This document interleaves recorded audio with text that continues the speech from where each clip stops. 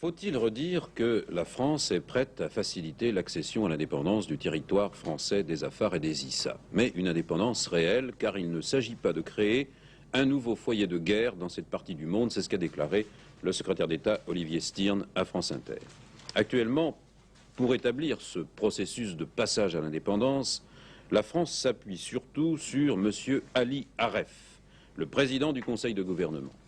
Mais M. Ali Aref est très contesté. Les membres de l'opposition qui ont tenu une conférence de presse à Paris aujourd'hui refusent absolument son autorité et déplorent d'ailleurs l'arrestation hier du porte-parole de la Ligue populaire africaine à Djibouti, porte-parole de l'indépendance africaine à Djibouti, oui, pour l'indépendance. Mais François Mitterrand, le secrétaire général du Parti socialiste, s'en prend, lui personnellement, à Ali Aref. Il est, dit-il, une créature de l'administration coloniale. Il ne représente plus guère que lui-même. Et il ajoute, en dépit du soutien institutionnel qu'il continue à recevoir du gouvernement et des troupes métropolitaines. Voilà dans quel climat passionnel va se préparer l'indépendance de Djibouti. Vous allez entendre successivement une autre personnalité marquante de Djibouti, M. Hassan Gouled, et puis M. Ali Aref, le président du Conseil du gouvernement si contesté. Nous voulons d'abord commencer par une manière pacifique. Et vous auriez les moyens de cette lutte armée?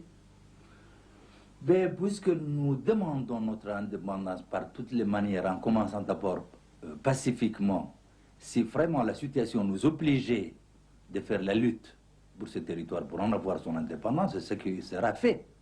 En ce qui concerne 67, le référendum de 67, nous n'avons pas digéré jusqu'à présent dans la façon que le référendum fut fait.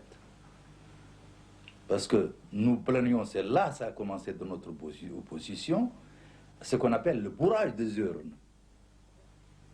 Il n'y a jamais eu des élections libres dans ces territoires depuis 1962.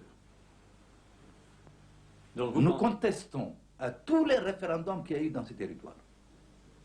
Vous pensez donc que la population de Djibouti, enfin de tout le territoire, serait massivement pour l'indépendance? Pour l'indépendance. L'indépendance du TFAI économiquement n'est pas viable. Il faut avouer les choses et être franc et réaliste. Et nous avons un territoire qui est pauvre, un désert de lave où rien ne pousse.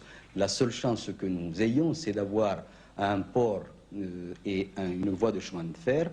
Et si vous voulez, nous avons une économie de service qui est une économie très fragile, qui a besoin d'une stabilité politique, qui a besoin de confiance. Et si également nous voulons diversifier notre économie, par exemple faire une économie basée sur une place financière, par exemple, en maintenant le franc Djibouti qui est une monnaie forte, ceci est possible dans la mesure où on nous facilite les choses.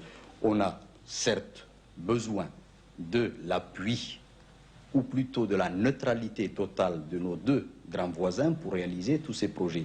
Mais nous avons besoin également d'une puissance extérieure, dirais-je, pour garantir certaines choses, et pourquoi pas la France, qui est avec nous depuis plus d'1 siècle, et pendant que les Russes sont en Somalie, je ne vois pas pourquoi on me critiquerait de garder la France chez moi.